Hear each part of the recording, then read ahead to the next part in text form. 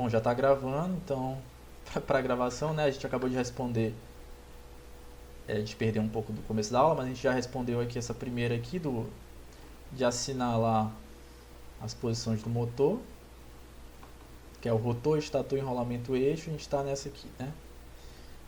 Explique de forma simples o que é a operação motor e gerador. Então, observem, né? Você copia e cola do Google, cara, leia, interprete. É a dica que eu dou. Vocês podem até achar que estão, eu estou fazendo rápido, mas você só está se enganando porque você não está compreendendo a questão. Quando você copia, cola e interpreta, que é o que eu estou fazendo, você assimila a questão. E o nosso objetivo na prova é esse, né? Prova remota, né? Se fosse presencial não ia ter esse problema, né? Vocês iam ter que fazer da forma que vocês estudaram, né? Mas nesse caso você pode pesquisar, né? Então vamos lá, operação geradora, pelo que a gente copiou aqui, ó, é a conversão da energia mecânica em eletricidade. Pode ser também outras energias, né? Como algumas pessoas botaram, energia química, energia eletromagnética, energia térmica, né? É a conversão de uma energia para eletricidade, tá? Mas aqui como é máquinas elétricas, geralmente são esses dois conjuntos. Então, ó, copiei do Google, interpretei, ó como ficou até melhor, pessoal. Ficou mais simples e você entendeu o que você acabou de escrever aqui. Tá ok, pessoal? Isso é só uma dica para vocês irem praticando durante a vida de vocês, né? Quando tiver essas questões no Enem, por exemplo, é sempre interpretar, né, o que você está vendo. Então, próxima questão. Determine potência útil de um motor elétrico que possui 10 kW de potência nominal e rendimento de 90%. Essa questão eu fiz uma bem similar ontem na revisão, que é o que? Rendimento, pessoal. O que é rendimento? É aquele N lá, né? Igual potência útil, né? Sobre potência ativa ou potência nominal. Vamos botar potência nominal, que é o que tem na questão, né? Rendimento. Então, ó, na questão, interpretando ela, nós temos 3 elementos, sendo que a potência útil não tem o valor da potência útil. Ó, determine que a potência útil, ou seja, é o que ele quer descobrir, que possui 10 kW de potência nominal. Então nós temos aqui nosso primeiro parâmetro. E rendimento de 90%. Então quem estudou sabe que esse N aqui é rendimento, que é 90%. Temos dois parâmetros, uma equação com 3 incógnitas. Agora, substituindo as duas incógnitas conhecidas, vai ficar apenas uma incógnita. Então a gente vai aqui, ó. N aqui em 90, né, pessoal? Só que 90, quando a gente usa aqui na equação, ele fica o quê? 0,9, né? Porque aqui está em porcentagem, aqui está em unidade numérica, tá? Então, quando você trabalha com porcentagem no cálculo, você pega a unidade numérica dele.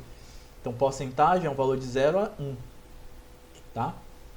Ou mais de 1, se for, por exemplo, 200%, é 2, e assim sucessivamente. Então, vamos pegar o valor numérico dele, que é 0,9. Então, vamos preencher aqui, ó, 0,9. Igual a potência útil, que é o que a gente quer descobrir. E a potência nominal, que é o que está aqui, ó, 10 kW. Bom, pessoal, o que eu vou fazer agora? Eu vou isolar. Quando eu falo isolar, se ainda tiver alguém com dúvida, é basicamente isso. Eu vou isolar o termo que eu quero. Para isso, o que eu vou fazer? Eu vou jogar essa expressão para o lado esquerdo. Ó. Se a gente reparar aqui sendo o lado esquerdo e o lado direito, a primeira coisa que eu faço é inverter a equação. O que eu faço? Ó, PU sobre 10 kW é igual a 0,9. Observem o que eu fiz, pessoal. É a mesma coisa. Então, essa expressão aqui de cima, ó, é a mesma coisa dessa, só que só está invertido, né? Então, o que estava no lado direito eu botei para o lado esquerdo, o que estava no lado esquerdo eu botei para o lado direito. Isso é só questão de organização. Agora eu vou isolar o termo PU. Como eu faço isso? Observem que o PU está dividindo 10 kW, né? Então, esse 10 kW eu vou jogar para o lado direito. E como eu faço isso? né? Matematicamente tem uma forma que é multiplicando pelos dois lados por 10 kW, aí você vai eliminar. Mas o macete é, se o número aqui está dividindo, ou seja, PU dividido por 10, quando ele passa para o outro lado, ele passa o quê? Multiplicando, né? Então a gente vai fazer o seguinte, esse é o macete, quando você vê um número dividindo, quando passar para o outro lado da equação, ele passa multiplicando. Então PU é igual a 0,9 vezes 10. Eu estou falando isso porque algumas pessoas erraram essa equação, e eu acredito que erraram por essas coisas simples da matemática, entendeu? Não é nem pela questão do entendimento da disciplina, né? Da fórmula, mas a questão matemática mesmo. 0,9 vezes 10 vai dar o que, pessoal? Vai dar... Quem respondeu? Vai. Dá a chance aí pra vocês. Quem respondeu essa questão? 9. 9, perfeito. Então aqui, ó, 9 kW. Resposta da questão. Aí você vai na alternativa, já tá até aqui, né? 9 kW. Então aqui eu já tenho 15 pontos, né? Acertei 3 questões. Então vamos para a próxima questão. Bom, a próxima questão é de fator de potência, né? De um motor cuja potência ativa é 8 kW e potência aparente de 10 kW. Então, aqui eu vou precisar daquela fórmula que a gente também viu ontem. Eu acho que vocês tiveram um bom rendimento porque a gente fez bastante revisão desse assunto. Eu acho que faltou mais revisão do outro assunto, não sei. Porque esses aqui vocês foram muito bem nesse assunto. Então vamos lá. Qual é a equação de fator de potência? Fp é igual a potência ativa, né? Sobre potência aparente. Opa, já estou falando besteira. Potência ativa, ou P, né? Algumas pessoas colocam com P. Então vou colocar do jeito que eu ensinei vocês no slide. P com potência aparente. Quem é potência aparente, pessoal? Aquele S lá da equação, vocês lembram? Então vamos lá. Os dados do nosso enunciado tem que potência ativa, que é 8 kW. E temos também potência aparente, que é quem? 10 kW. Então o que a gente faz, né, pessoal? Essa equação é muito fácil, não precisa nem manipular nada. Fp é igual a P, que é 8, dividido por 10 kW, que é o S, né? Quanto vai dar isso aqui, pessoal? Quem fez aí na prova?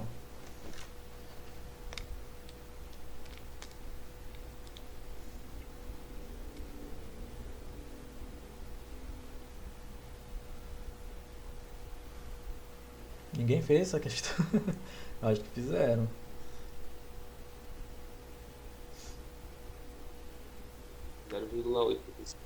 Muito bem, 0,8. Parabéns aí, quem respondeu. Dividir. Por que 0,8, pessoal? 8 dividido por 10, né? E aqui o que acontece com o kilowatts? Ó, ele some, porque ele divide kilowatts por kilowatts. Todo número dividido por ele mesmo dá o que? Dá 1. Então vai dar 8 vezes 1 sobre 10 vezes 1. Então, enfim, multiplicado por ele por 1 também é a mesma coisa, né? Quando você multiplica um número por 1, vai dar o próprio número. Quando você divide um número por 1, vai dar o próprio número. Acabou. Então, vai sumir, né, da equação o kilowatts, vai ficar só 0,8. Por isso que não tem unidade. Então, você vai aqui na alternativa correta, que é essa oitava aqui, ó. Pronto. Perfeito, já temos 20 pontos. E vamos agora gabaritar aqui nossa prova, né? Com a última questão aqui. Na figura abaixo temos uma placa de identificação de motor elétrico. Então nessa questão era para vocês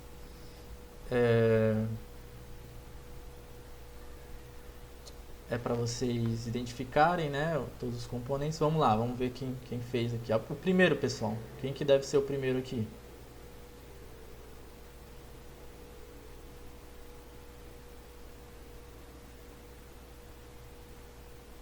Podem pôr no chat também. Bora participar. Frequência. Muito bem, frequência.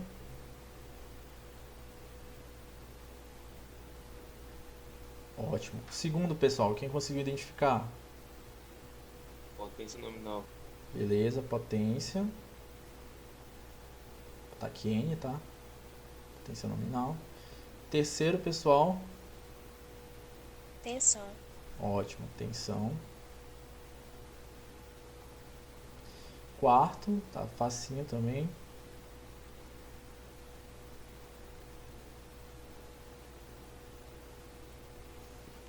Velocidade. Muito bem, velocidade. E a quinta, pessoal.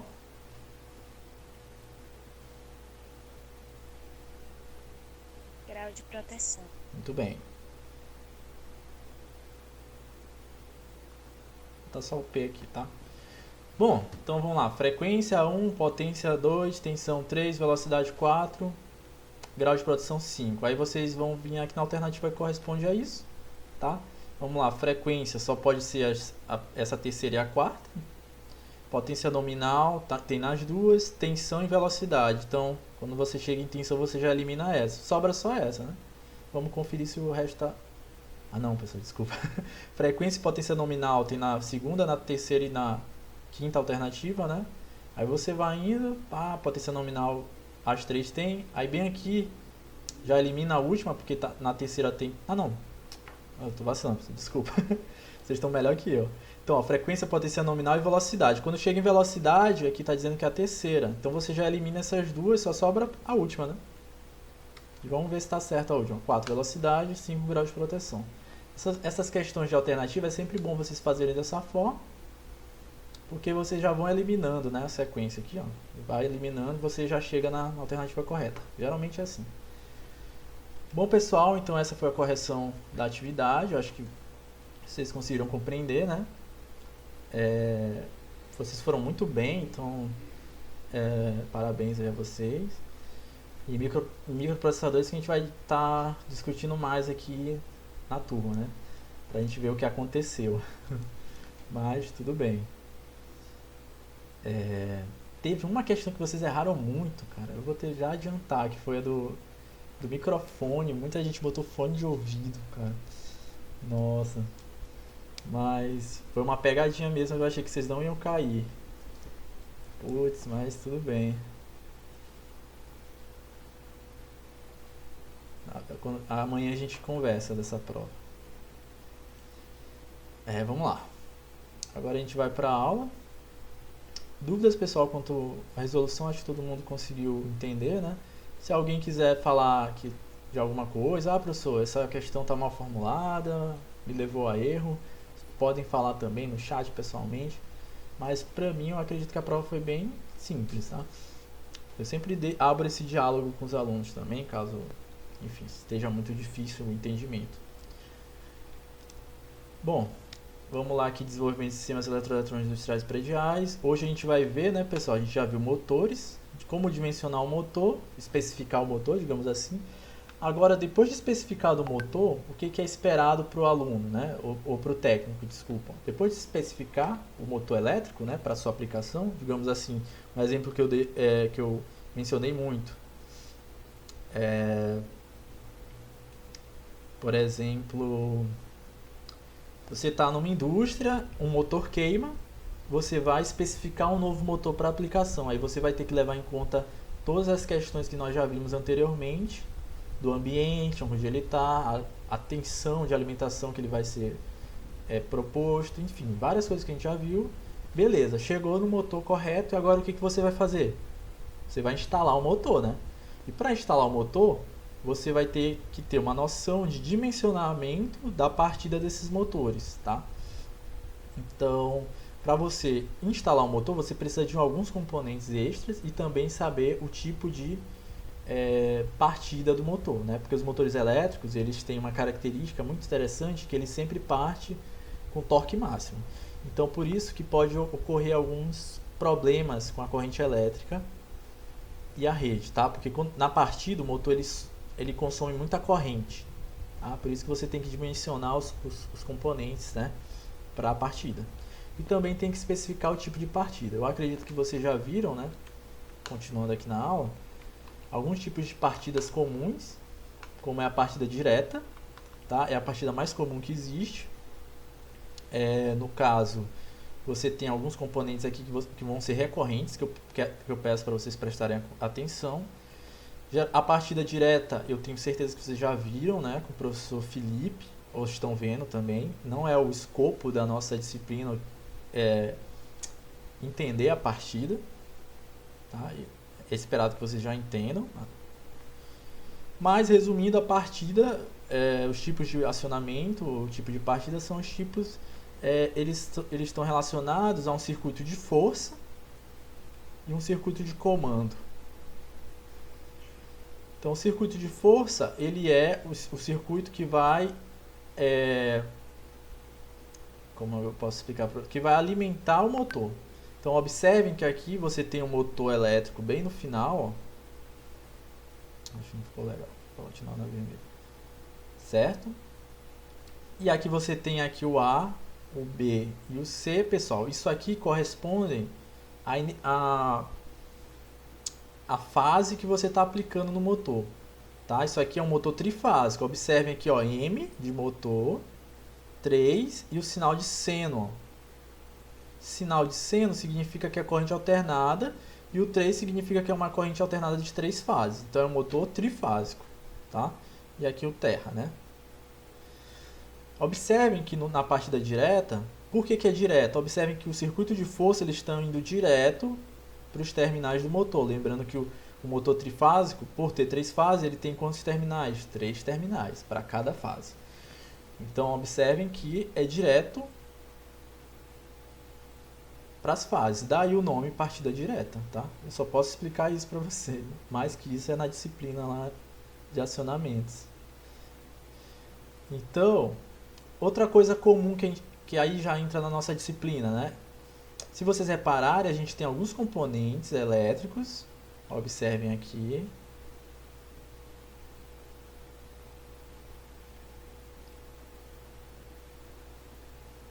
Vocês estão conseguindo observar? Alguém pode me dizer pelo menos um desses componentes? Pelo que vocês já estudaram? De partida de motor?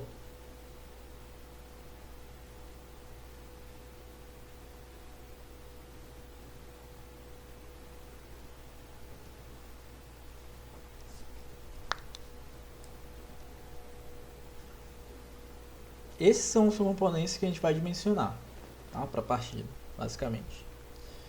Então, pessoal, vamos lá. Relembrando vocês, aqui são, ó, F1, F2, F3 são o quê? Fusíveis. K1, observem que aqui é só um componente, dá pra ver, ó. Quando tem aqui vários símbolos, ó, é porque são vários componentes. No caso são 3, ó, F1, F2, F3. Quando aqui é K1, é um componente só. Esse componente é o que a gente chama de contator.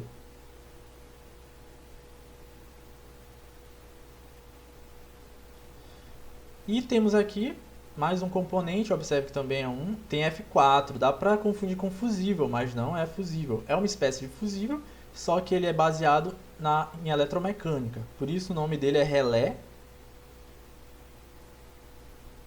térmico. Por que ele parece com fusível? Porque o relé térmico tem uma função que a gente vai estudar, que ele desacopla o motor a depender da temperatura que ele está. Isso aqui é uma proteção para questão de temperatura. O fusível é só uma proteção na questão de corrente elétrica, tá? Mas pode haver casos que o fusível não aciona, mas o motor está consumindo muita corrente. Quando ele consome muita corrente, o que acontece? Ele esquenta. Né? Vocês já devem ter reparado que qualquer componente eletrônico, elétrico em si, quando você está usando muito ele, né? Por exemplo, celular, você está jogando celular. Está jogando no celular lá, sei lá, Free Fire, né? Vou dar um exemplo comum aí para a geração de vocês. Está jogando Free Fire ou vendo vídeo no YouTube, né? Vídeo de música, enfim. Quando vocês repararem, vocês vão reparar que o celular esquenta um pouco, né? Por quê? Porque você está lá consumindo energia o tempo todo, ele vai esquentando. No motor não é diferente. Se você estiver usando ele por muito tempo e numa faixa de corrente elevada, ele vai esquentar. E se esquentar fora do padrão, o relé térmico vai ser acionado. A gente vai estudar com mais calma. O contator, pessoal, ele é um dispositivo eletromecânico também, que ele faz o contato elétrico entre as fases. Observem aqui, ó, que tem tipo uma chave aqui, ó. O contator vai chavear aqui para a gente poder acionar o motor. E o fusível, a gente acredito que a maioria de vocês já sabem que é um dispositivo de proteção para sobrecorrente, ou seja, a corrente do dispositivo ultrapassar a corrente especificada de fábrica. Por exemplo, eu tenho um motor que a corrente dele é 5 A. No entanto, a corrente dele chegou a 10 A, ou seja, ele está passando por uma sobrecorrente, ou seja, a corrente que está entrando nele é maior do que a especificada, ou seja, está entrando 10, a especificada é 5. Na sobrecorrente, o que é esperado? Que o fusível se rompa para proteger o circuito, né, e o motor. Então, se houver uma sobrecorrente, o fusível vai romper, então você não vai mais ter essa ligação. Tá? Bom, e aqui do lado é o circuito de comando, que eu não vou me aprofundar muito, aí é mais na parte de acionamento, mas o circuito de comando é muito caracterizado por botoeiras, tá? E entre outros. O circuito de comando é só para comandar os componentes eletromecânicos, por exemplo, contator, relé, entre outros, tá? Não vou muito abordar muito isso na nossa aula. Bom, a gente viu a partida a gente viu a partida direta e tem também a partida estrela-triângulo, né? Que é um pouco mais complicada. Se vocês repararem, né? Essa parte aqui da partida estrela-triângulo é idêntica à partida direta. Observem. Estão vendo? Idêntico. Então você vai ter aqui, ó, um contato direto com o motor. No entanto, aqui já vai aparecer uma coisa chamada uma bifurcação de circuito ou uma derivação, né? O que acontece? Você colocou mais componentes aqui, ó, observem que tem mais um componente e mais outro componente. Tem dois componentes adicionais do circuito da partida direta. Aqui a gente só tinha um componente, que é o contator, só tinha um contator, e aqui a gente tem 3 contatores. Ou seja, a gente adicionou mais 2 contatores. Por que a gente fez isso? Porque no circuito de comando a gente vai comandar qual contator vai entrar. Tá? Então, se entrar esse contator aqui, o que vai acontecer? Uma partida direta. Tá? Se não entrar esse contator, ou seja, ele ficar como uma chave aberta e entrar esse, tá? Ele meio que vai fazer uma partida de triângulo. Ele vai pegar aqui, ó. Você vai fechar esses dois, o K2 e o K3, e vai mudar a configuração do motor. Ou seja, na partida direta, digamos que ele está em estrela. Na partida estrela-triângulo, você tem a oportunidade de tanto acionar como triângulo, ou estrela, como triângulo. Tá? E a configuração é essa, tá? Importante vocês entenderem visualmente a configuração, né, digamos assim. E como eu mencionei, isso aqui não é o objetivo da nossa disciplina. Então observem que surgiu novos componentes, aí você vai ter que dimensionar esses novos componentes. A ideia é essa, a gente saber dimensionar esses componentes. Por exemplo, na partida estrela-triângulo, quantos componentes tem? 1, 2, 3. No caso, são vários fusíveis, né, mas a gente trata como uma só dimensionamento. Então você vai dimensionar esse fusível aqui, ele vai ser igual aos outros, né? Porque é trifásico balanceado. O próximo componente a dimensionar é o contator, depois o relé térmico. Isso na partida direta. Aí agora você vai dimensionar também esse contator, também esse contator. Tá? Só aumenta a complexidade, digamos assim. O outro tipo de partida é o partida chave compensadora. Aqui desse lado é a parte de comando, tá, pessoal? Nem se preocupem com essa parte, tá? Vocês podem até eliminar, porque a gente não vai estar trabalhando com comando. Mas observem que na chave compensadora, aqui não ficou, né? Mas tem os fusíveis, né? Acabou sumindo, né? Na chave compensadora a gente já tem um sistema diferente. Você utiliza, né, fusíveis, contatores também, 3 contatores normalmente também.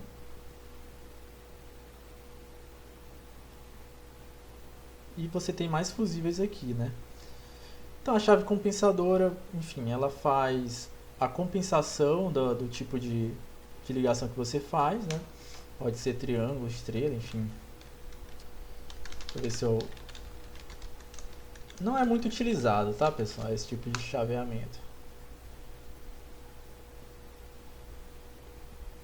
Mas, enfim, é muito utilizado mais em rotor gaiola de esquilo, esse tipo de chaveamento. Pessoal, para vocês terem uma noção física do que é isso, né, desses tipos de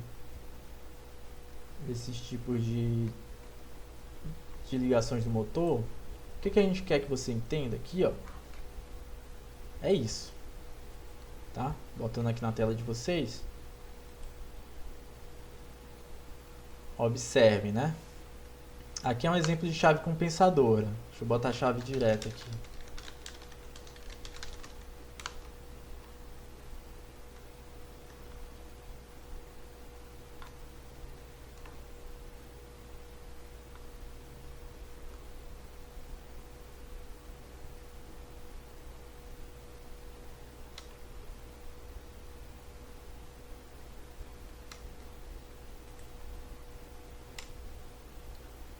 Olha a chave de partida direta aqui, ó. É basicamente isso, pessoal. Não tem muito mistério, não. Tá? Dá um zoom aqui para melhorar. Ó, essa aqui é a partida direta. Observem, a mais comum de todas. Esse é o contator. Esse é o relé térmico. E aqui dentro provavelmente tem os fusíveis, né? Em algum desses componentes aqui tem os fusíveis, né? É simples, né? A partida direta não é difícil. Já tem as partidas estrela, triângulo, enfim. Aí vai aumentando a complexidade. O importante que a gente quer aqui é dimensionar esses componentes. Relé, contator, entendeu? Ó, esse aqui tá bem mais bonito, né? Essa chave compensadora. Você tem aqui os contatores, ó. 1, 2, 3. Aqui eu acredito que seja o relé térmico. E aqui o conjunto de fusíveis, né? A chave compensadora tem mais fusíveis, né, do que as outras chaves. Enfim, pessoal, é basicamente isso, tá? Vocês só tem que ter esse conhecimento. Então, beleza, o que a gente quer aqui? Quais os componentes comuns a todos os tipos de partida de motores de indução trifásico que a gente viu? Tá? Alguém pode me dizer que a gente acabou de falar? Quais os tipos mais comuns de componentes que a gente viu? São componentes que são recorrentes em todos os tipos de partida.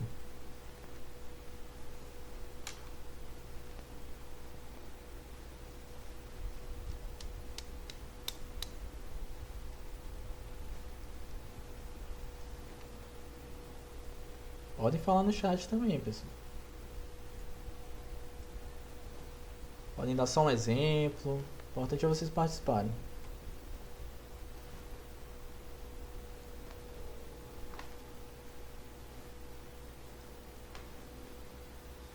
Bom, enfim, né? Ninguém quer participar, mas vamos lá. Os componentes que a gente viu foram qual, pessoal? Contatores.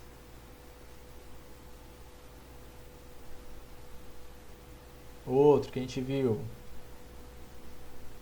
Fusíveis. Outro que a gente viu e está recorrente. Relé térmico. Então, se vocês repararem, em todos os tipos de partida que a gente acabou de ver, tem esses três componentes aqui: fusível, relé térmico e contator. Então, qual é a função de vocês, como técnicos e na nossa disciplina? É dimensionar esses componentes. Simples assim. Então, observem aqui, né? Aqui um exemplo da partida direta, para deixar claro para vocês aqui, né?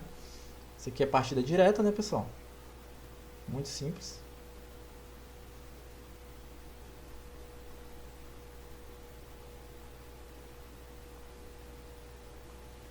Então, a partida direta, o que você vai ter? Você vai ter as fases de alimentação do motor, que vem da onde? Da rede de alimentação. Quem é a rede de alimentação, pessoal? É a distribuidora de energia, por exemplo, a SEMAR, Equatorial, como vocês conhecem hoje em dia, né? O outro componente recorrente, os fusíveis, observem, contatores, relé térmico. E tem o próprio motor, né? Não pode esquecer dos motores, né? Que é o objeto que a gente quer controlar, né? Então a gente está vendo só formas de acionar o motor. Então a gente já especificou o motor nas aulas passadas e agora a gente vai acionar ele. Bom, a gente vai começar estudando os contatores. Vamos aqui no contator.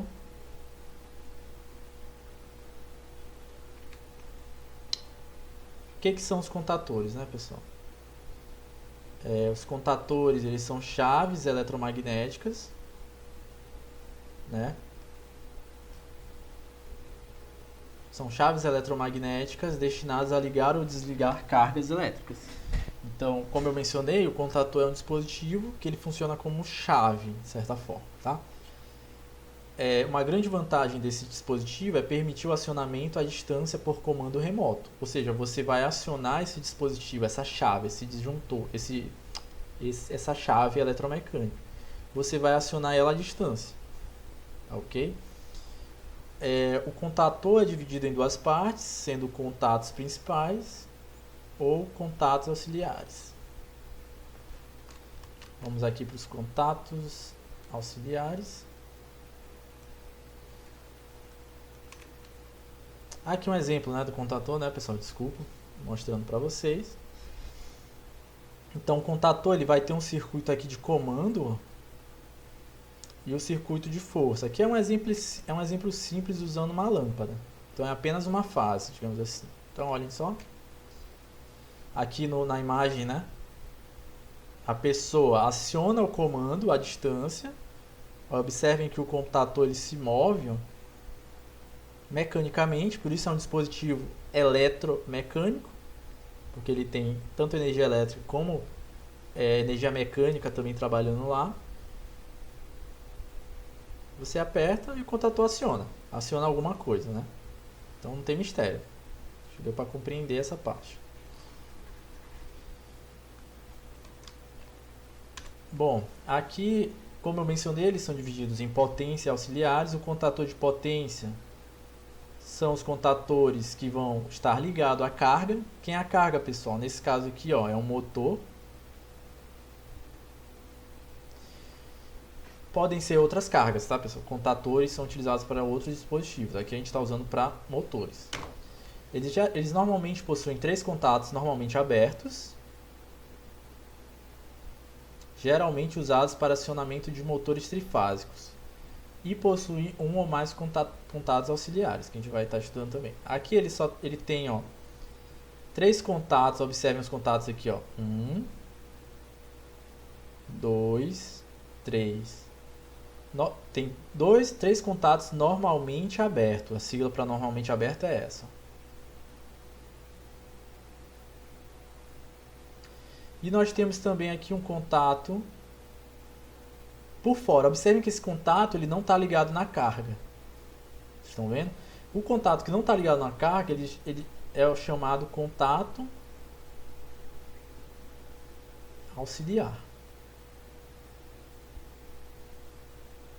Tá ok? E obviamente nós temos um último contato aqui, ó, que é o da bobina. Tá? Professor, o que tem a ver bobina com contator? O contator é um dispositivo eletromecânico que ele possui bobinas que ao serem energizadas, elas fecham esses contatos. Ó. Então você tem um contato normalmente aberto aqui, 3 contatos normalmente abertos, mais um contato auxiliar. Quando você energiza essa bobina, por exemplo, eu coloco aqui uma fonte de tensão nela, isso depende da bobina, tá, pessoal? Isso aqui depende da configuração dela, mas digamos que eu coloque uma fonte de tensão que ela é igual à fonte de alimentação da bobina para funcionar o contator. Então, a partir do momento que eu aciono, digamos que aqui é 220 volts AC, quando eu aciono essa bobina, o que acontece com o contator? Todos eles vão fechar. Ó. Então, de normalmente aberto, eles vão passar a estado fechado. E quando isso ocorre, vai passar a corrente para a carga. Ou seja, enquanto ele está normalmente aberto, a corrente morre aqui nos contatos. Ó. Do contator. Quando ele passa a ser fechado devido ao acionamento da bobina, aí passa a energizar a carga e o motor passa a funcionar de maneira direta. Aqui, por exemplo, é uma configuração de partida direta. Deu para compreender, pessoal?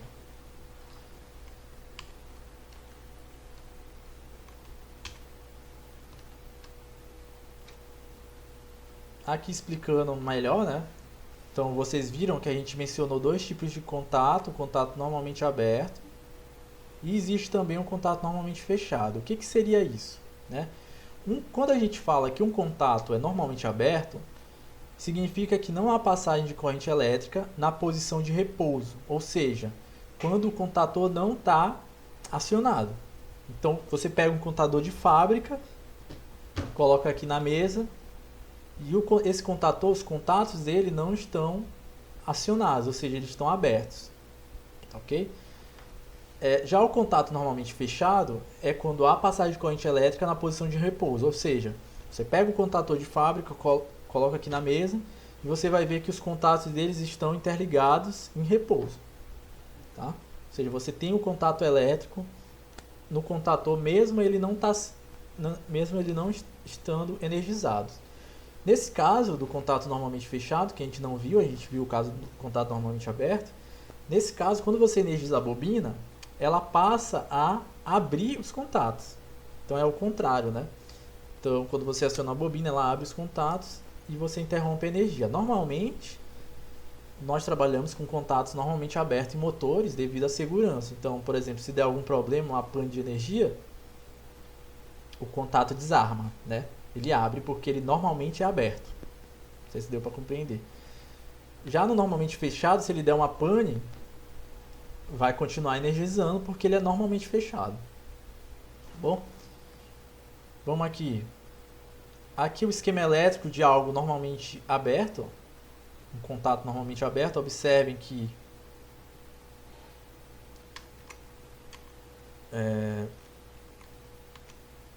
no contato normalmente aberto, na posição de repouso do circuito, você não tem corrente elétrica fluindo de um ponto a outro. Botei ID que eu estava ensinando o diodo aqui. O I não está fluindo, ou seja, ele morre bem aqui, então você não vai ter corrente. Já no normalmente fechado, em posição de repouso, ele já tem corrente aqui, tá? Então aqui não tem corrente e aqui tem corrente nesse sentido. Isso é um contato normalmente fechado, né? Caracterizado por essa chave aqui fechada. E esse é o contato normalmente aberto, caracterizado por essa setinha aqui aberta. Bom, prosseguindo, né? Aqui já é um exemplo do contator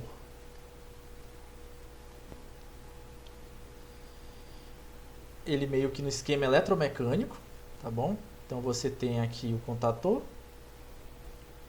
Observem que aquele esquema lá que eu coloquei da bobina tá bem aqui, ó, o A1 e o A2, isso aqui é a bobina.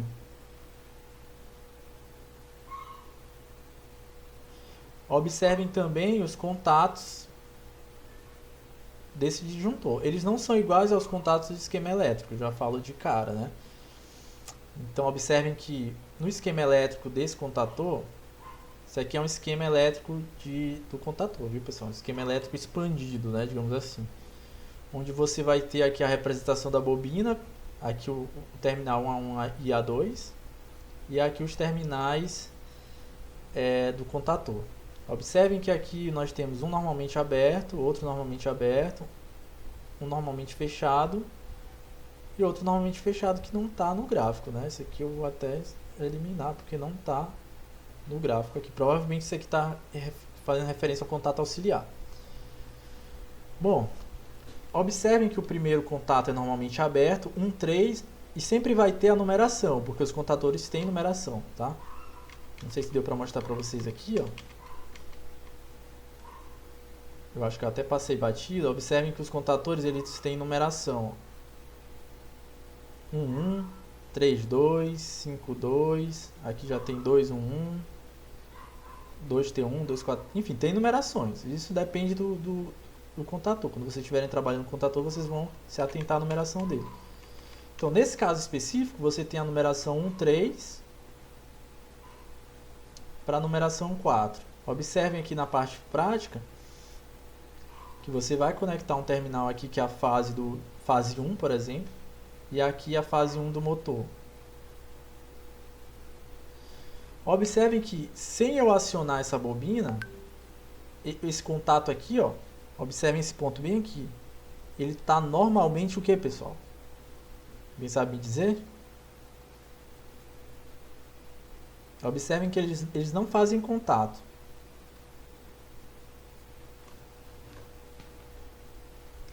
Ele está longe, professor. Estão longe, não estão triscando. Exatamente. Eles não estão fazendo contato elétrico. Tá bom? Tem uma distância aqui entre eles. Se eles não estão fazendo contato elétrico, nós chamamos esse contato bem aqui, ó, de normalmente aberto.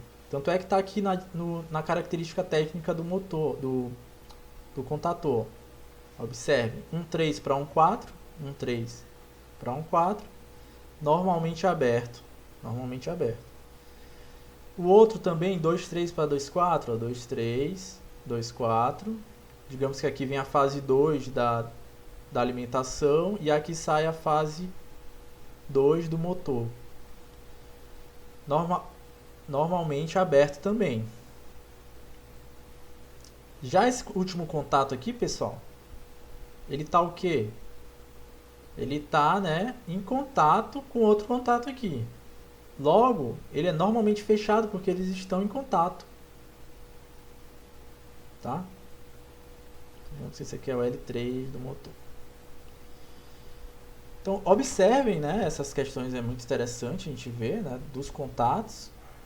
Porque esse é o contator sem alimentação. Agora, imaginem que eu vou alimentar ele aqui com uma tensão de 220 volts. Então, eu vou colocar 220 volts aqui na bobina, aqui vai sair pro terra, né? Beleza, pessoal. Nesse momento que eu faço isso, eu estou alimentando as bobinas do contator. E isso aqui vai acontecer uma coisa interessante, né? Ia ser bom se fosse animado, né? Essa imagem, mas ela não é, infelizmente. Observe no slide que eu vou mandar para você, eu vou tentar animar essa figura. Então, observe que quando a gente alimenta a bobina, o que vai acontecer? Vai acontecer uma atração eletromagnética, tá ok? E essa atração eletromagnética vai puxar esse elemento aqui em azul para cima, ó. Quando ele puxa esse elemento em azul para cima, essa diferença que está aqui, ó, que o Elvis mencionou, não vai haver mais. Ou seja, você vai entrar em contato essa parte amarela com essa parte azul. Tá ok? Então, novamente, quando a gente aciona o contator, vai haver uma interação eletromecânica que vai, digamos que, induzir essa parte em azul para cima. Tá? Ele vai puxar para cima, né? Como se fosse um ímã mesmo, né, pessoal? Porque isso aqui é metálico. Ele vai puxar para cima. Quando ele puxa essa parte azul para cima aqui, o que acontece? Você vai ter contatos elétricos nesses contatos que não estavam em contato elétrico. E olha o interessante nesse contato que já estava em contato elétrico antes. O que vai acontecer com ele quando a gente puxar esse dispositivo em azul para cima? Ele vai se distanciar. Então, olha que coisa interessante. Quando você aciona o contator, esse contato que era aberto vai ficar fechado. Esse contato que era aberto vai ficar fechado. E esse contato que era fechado vai ficar aberto. É basicamente isso. Então, o contator faz essa alteração, né, nos contatos elétricos do dispositivo. Tá? Basicamente é isso. Dúvidas, pessoal, quanto ao contator?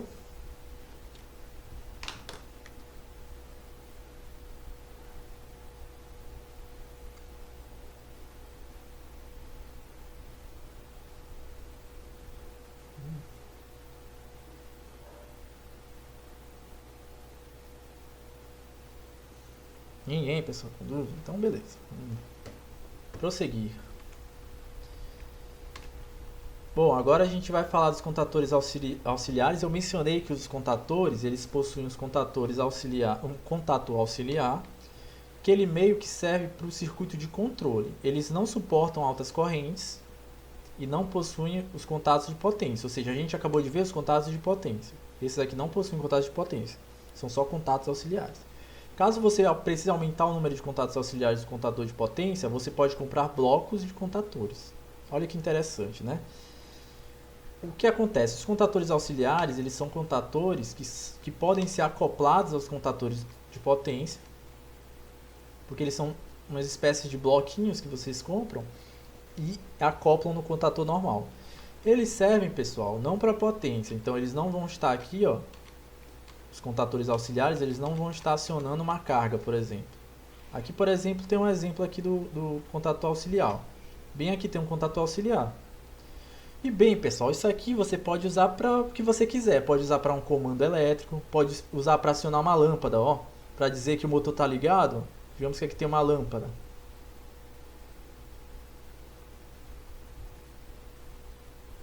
E aqui você pega, por exemplo, uma dessas fases aqui, ó,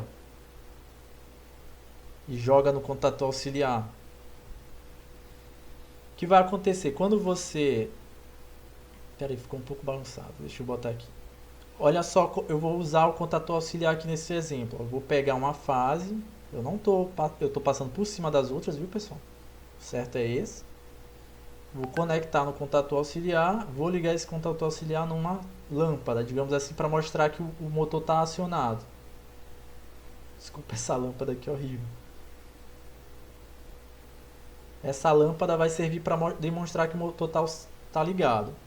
Se o contator não estiver funcionando, ó, se eu não estiver mandando 220 volts aqui, por exemplo, e aqui o terra, né? Se eu não estiver acionando essa bobina, eles vão ficar normalmente abertos e a lâmpada não vai acionar também, porque olha só, o auxiliar aqui é normalmente aberto. Quando eu aciono a bobina, esses contatores vão fechar, que são os contatores de potência que a gente viu, vão acionar o motor vai rodar. E olha o que aconteceu aqui, essa tensão que está vindo nessa fase aqui, ó, vai fluir. Quando eu aciono o contator, esse contator auxiliar também vai ser acionado, também vai fechar. Vai fluir corrente para a lâmpada e ela vai acender. Então, nesse momento, eu estou acionando o motor e acionando uma lâmpada para identificar que o motor está ligado. Entenderam para que serve o contator auxiliar? Ele serve para circuitos auxiliares que não tenham relações com o circuito de potência. Ou seja, o que não alimenta o circuito de potência. Pode até ter relação com o circuito de potência, mas não alimentam o circuito de potência, tá? Por que eu usei... Alguém pode perguntar, professor, por que você usou só uma fase aqui para alimentar a lâmpada? Bom, pessoal, lâmpadas, elas são dispositivos que só têm uma fase, tá? Por isso que a gente consegue acionar a lâmpada da nossa casa. Qual é a fase que tem lá na nossa lâmpada? Lembrando aqui de circuito de corrente alternada. Você tem uma lâmpada aqui, você vai acionar ela com positivo e negativo? Não, né? Não existe, porque é circuito alternado monofásico, né, na nossa casa. Então você vai com a nossa fase, né, da tomada e o neutro da tomada. Observem que é só uma fase, né? A tomada das nossas casas são só uma fase. Vemos que é o L1 aqui, ó. Então é a mesma coisa, eu vou pegar só uma fase. Eu não tenho um circuito trifásico. Eu posso pegar só uma fase e usar para o que eu quiser. Estão entendendo? Agora, para o motor, não. O motor ele tem que ter as 3 fases. Tá certo? Bom, vamos continuar aqui. Eu acho que deu para entender, né, pessoal? Contato auxiliar. Quem tiver dúvida, por favor, se manifeste. E agora vamos dimensionar o contator, tá? O contator ele é normalmente dimensionado utilizando a seguinte fórmula. A gente vai ver que não é em regra essa fórmula, porque nos outros casos a gente vai ver que existe um dimensionamento para o contator a depender, né, do tipo de partida. Por isso que eu mencionei as partidas direta, partida estrela, triângulo e partida compensadora. Cada tipo de partida vai ter um dimensionamento de contator diferente, tá? Mas digamos que esse aqui é um dimensionamento geral para qualquer coisa que você quer utilizar, tá? Para o motor, no caso partida direta. Então você vai ter esse símbolo K1, que é o símbolo do contator que a gente viu. Você vai ter agora, o dimensionamento dele se refere à corrente do contator, ou seja, a corrente que ele vai aguentar. E para isso, essa corrente tem que ser maior que ou igual a 1,15 vezes a corrente nominal do motor. sendo INK a corrente nominal do contator e K1, INM corrente nominal do motor, e esse 1,5 é o que a gente chama de fator de segurança, tá? Que é 15% o valor da corrente nominal do motor, tá bom?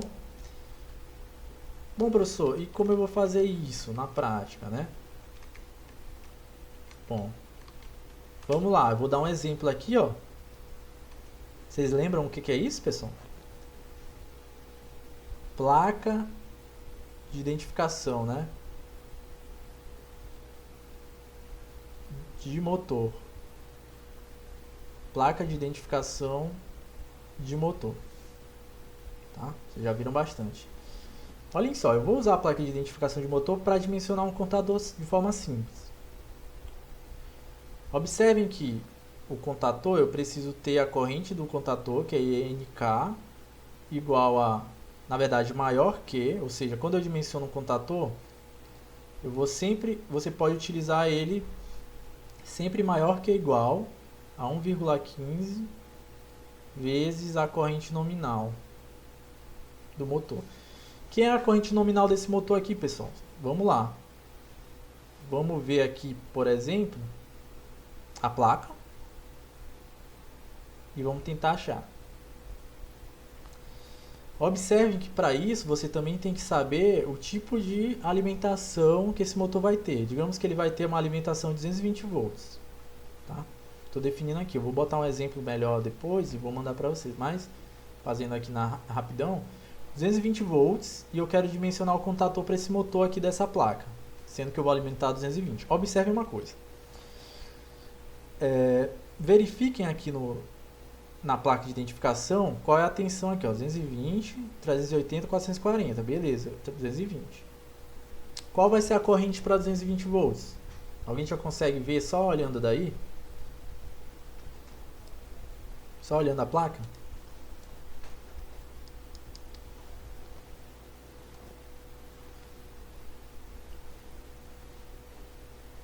Observem que essa parte aqui é tensão. Por que eu sei que é tensão, pessoal? Porque tem um V bem aqui. Agora observem que tem essa parte da placa bem aqui, né? Que tem ampere. Ampere é o que, pessoal? Corrente. Então, observem que você tem 3 correntes e 3 tensões. Ou seja, são correntes que esse motor aguenta para determinada tensão. 220 volts, esse motor consome 26,4 ampere. 380 volts, 15,3. 440, 13,2. A leitura é essa. Tá bom? Então, repetindo, né? Você tem tensão desse lado. Você vai ver que a gente vai usar 220 volts. Observe agora essa parte da tabela aqui. Eu acho que eu até já deixei bem no ponto para vocês. Observem, então, essa parte da tabela. Como eu mencionei que eu vou ligar o motor a 220 volts, você vem aqui, ó, 220. Observem que é 220 barra 380 barra 440. E a corrente é bem parecida, 26.4 barra 15.3 barra 3.2. Essa coincidência é de propósito, porque significa que 220 volts, a corrente é essa. 380 volts, a corrente é essa. 440 volts, a corrente é essa. Tá, pessoal? É de propósito. Então, 220, qual que é a corrente em 220 volts, pessoal? Quem que já visualizou aqui?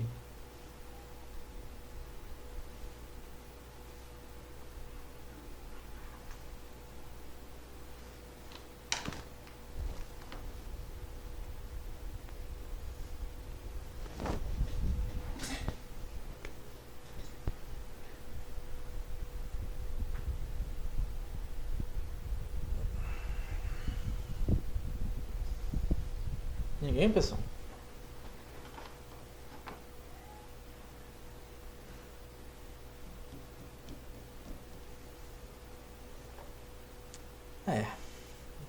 Vocês já estão com fome, né? O horário é extenso, mas enfim.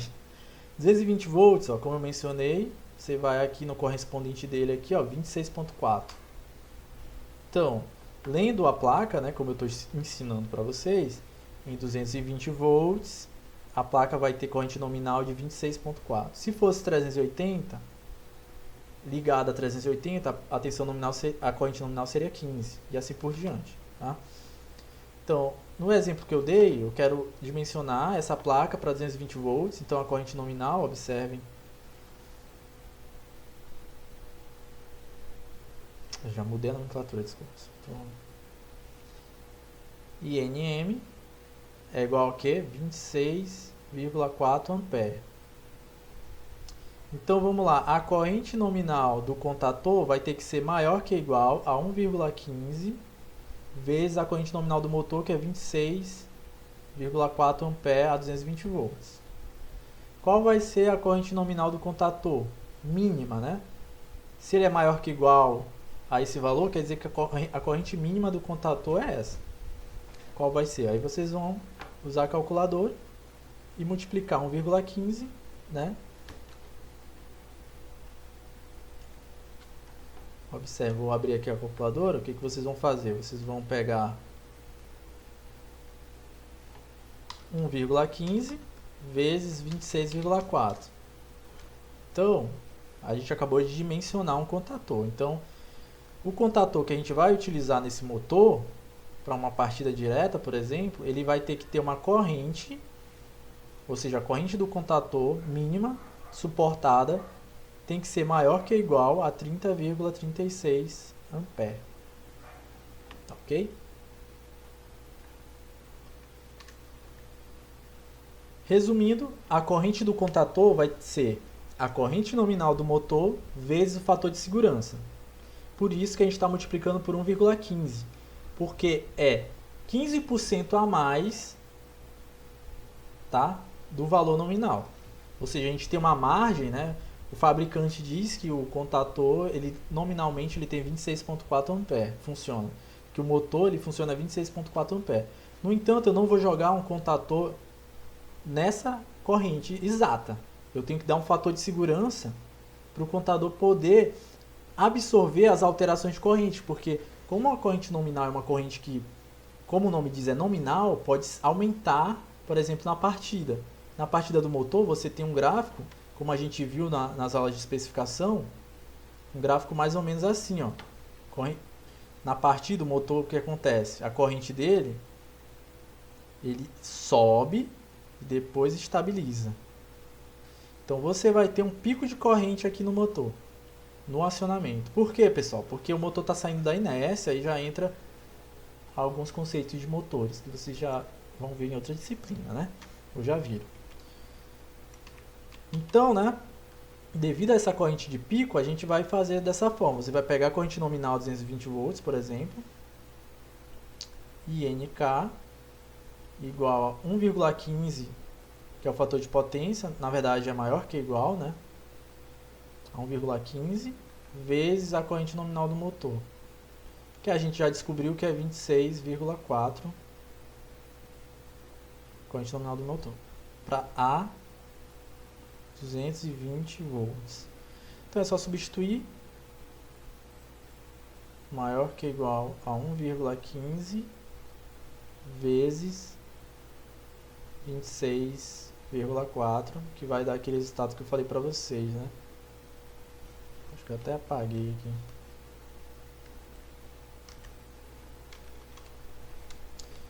(1,15 vezes 26,4) 30,36.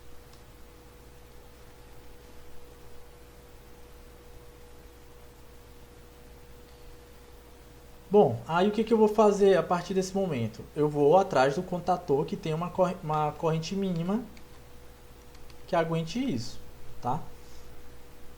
E bom, você não vai achar, eu já adianto que você não vai achar um contator que tem exatamente essa corrente.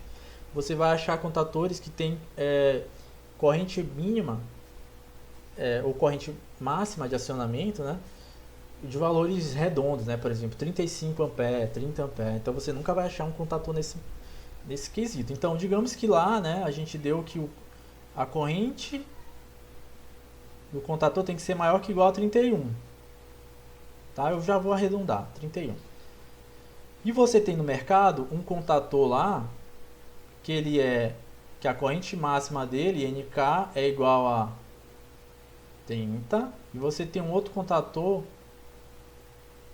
que é 35. Qual contator a gente vai escolher, pessoal? Para finalizar a aula aqui. Sei que vocês já estão com fome, eu também estou. Essas aulas são extensas mesmo. Ou seja, o INK tem que ser maior que 31 e você tem dois contatores, digamos que aqui é o primeiro no mercado e o segundo no mercado. Qual você escolheria?